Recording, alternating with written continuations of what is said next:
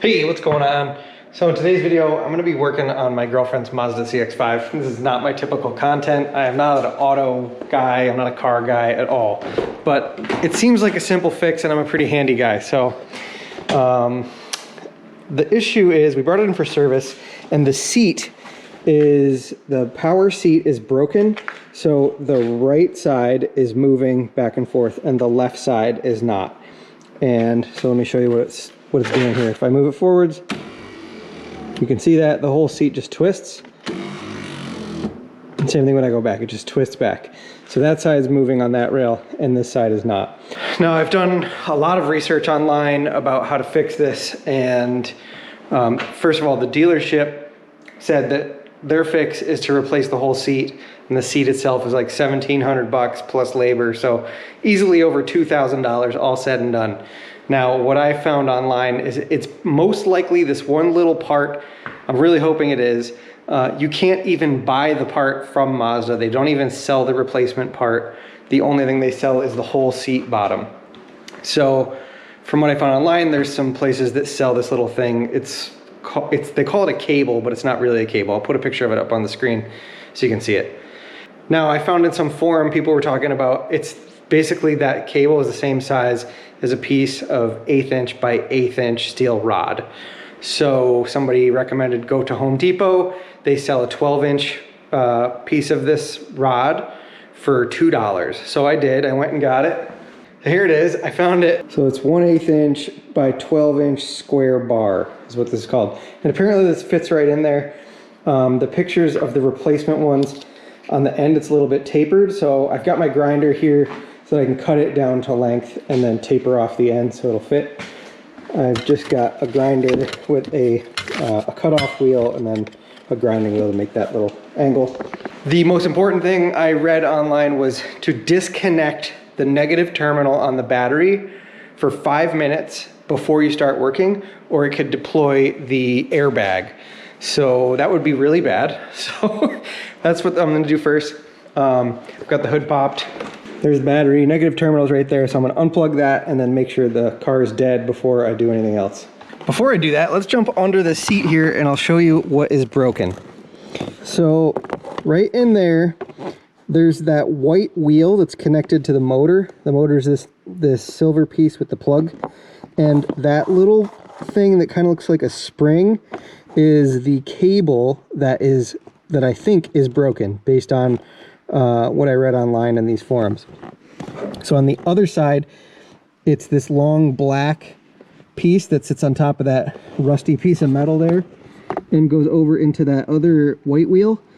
And so on this side, it's a really long cable. And that one they actually do sell if you wanted to buy that, if that one was broken, but they don't sell the short one that's on this side. So let me move the seat so you can see what's going on here. So if I try to move it forwards and backwards, so that's what it looks like on that side. Should be doing the same thing over here, but nothing happens.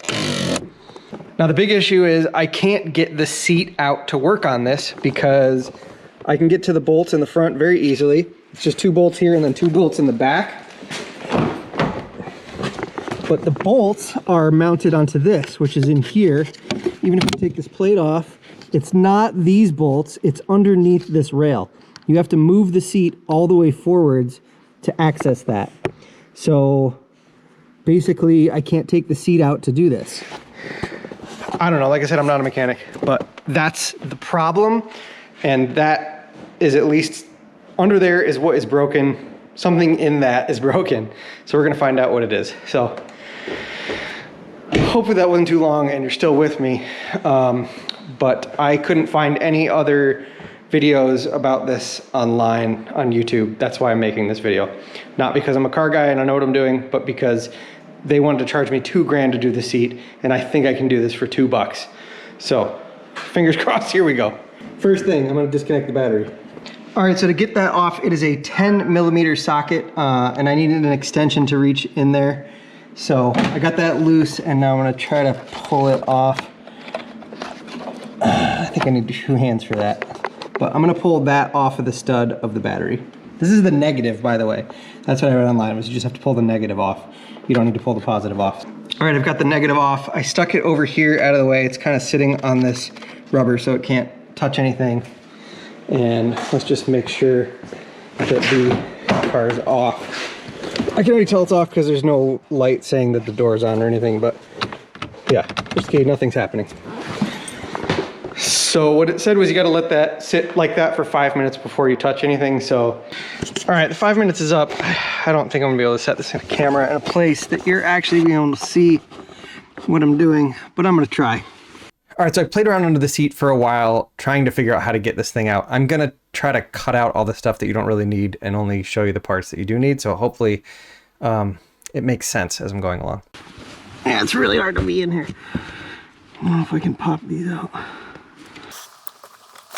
I gotta get this back, this canvasy thing off the back. All right, so I'm trying to pull the little pins that are holding the fabric piece along the back of the seat so that I can get to the back side of this to access everything better. It's a little hard from the front, so I'm gonna try from the back, see if there's a better angle. There we go, there's the first one. Just these little pins in there, I'm trying to pull out. All right, there's the second one. That actually is gonna slip. Oh, I could have slipped them right out. The hole on the fabric is big enough to slide it right over the thing. I'm gonna try to loosen those two 10mm bolts and see what that does. Socket in there.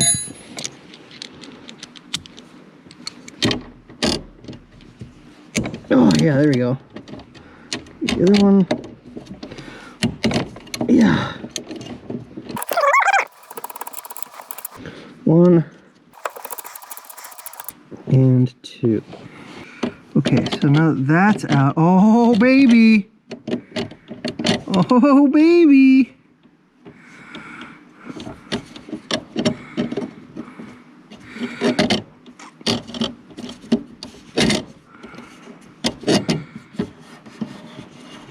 Oh baby! All right, let's see. Get that plug off from the other side here. I gotta pull that plug out right there.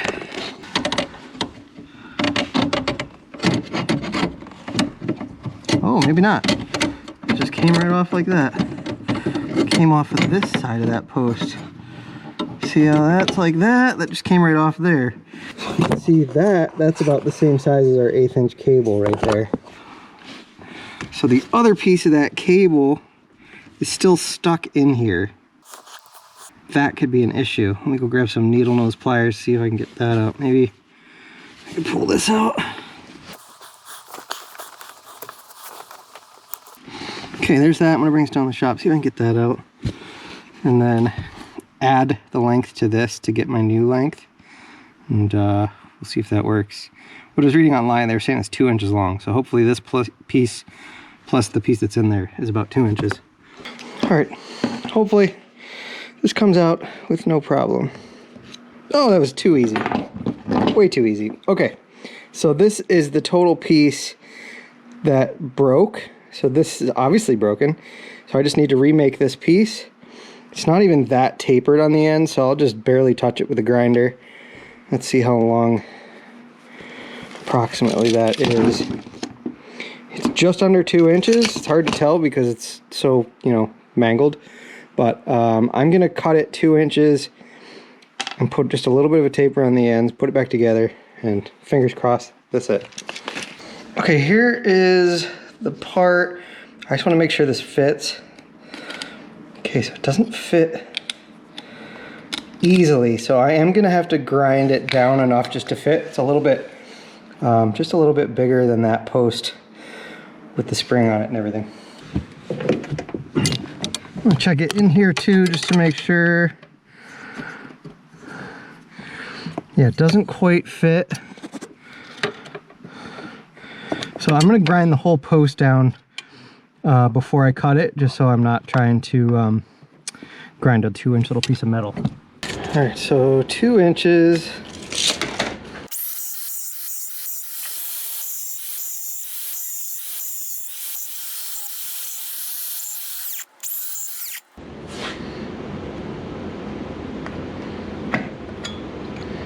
Okay, it seems like that's enough to get it in there.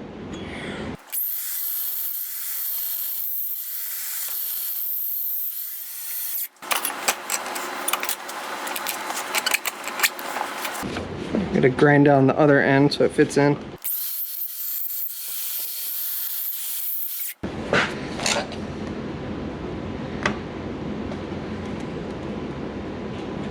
Okay, that fits on both sides.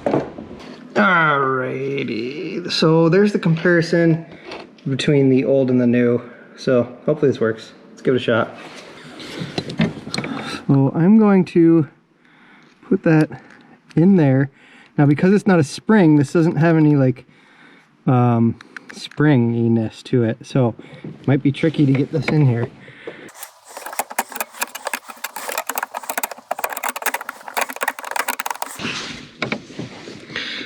All right, so that side's in. Now I somehow got to get this in there. This is going to be tricky.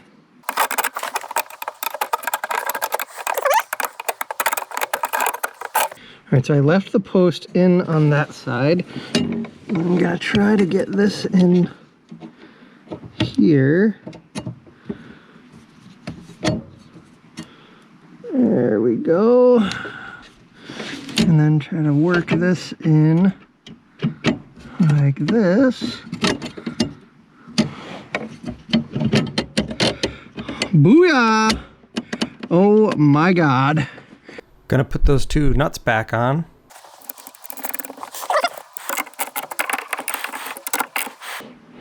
That's tightened down. I gotta plug this back in. I gotta do that from the other side. Okay, that's in. Let's hook the battery back up.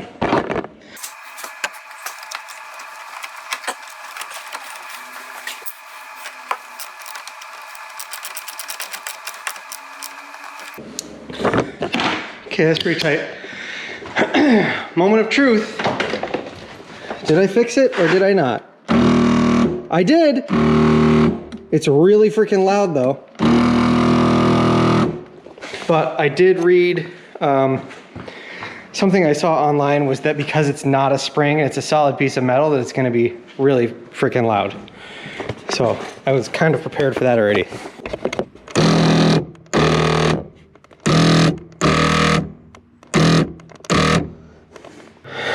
Awesome. So one of the things I saw online about that being so loud was a guy wrapped it in electrical tape and it helped it not be so loud.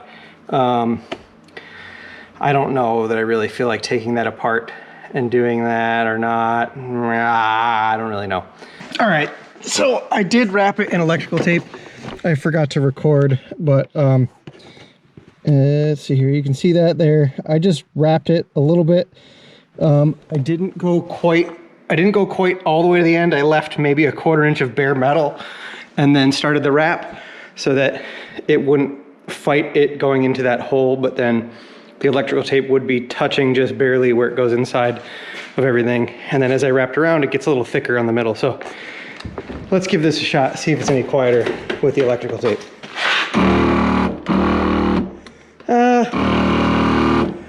Maybe just barely quieter, but not a lot. So makes it maybe not quite as jarring, but anyway, yeah, there we go. If I could buy just that little spring part, I would do that and put it in there, but you just can't get those. They don't make them. All right, so at least I got it working. It's loud, but whatever, it's functional. This car is 11 years old. I'm not putting $2,000 into a brand new seat when all it was a little tiny piece of metal that I was able to do myself. So if you got anything out of this video, give it a thumbs up down below. And again, this is not my normal content, so don't subscribe for more car stuff. I don't know anything about cars, so if you ask me questions, I'm not gonna be able to answer them. But check out any of my other videos if you want. Just go to my page and see what else I do if you're interested in that kind of stuff. But you're probably not, because you're just here for that. So, all right, catch you later.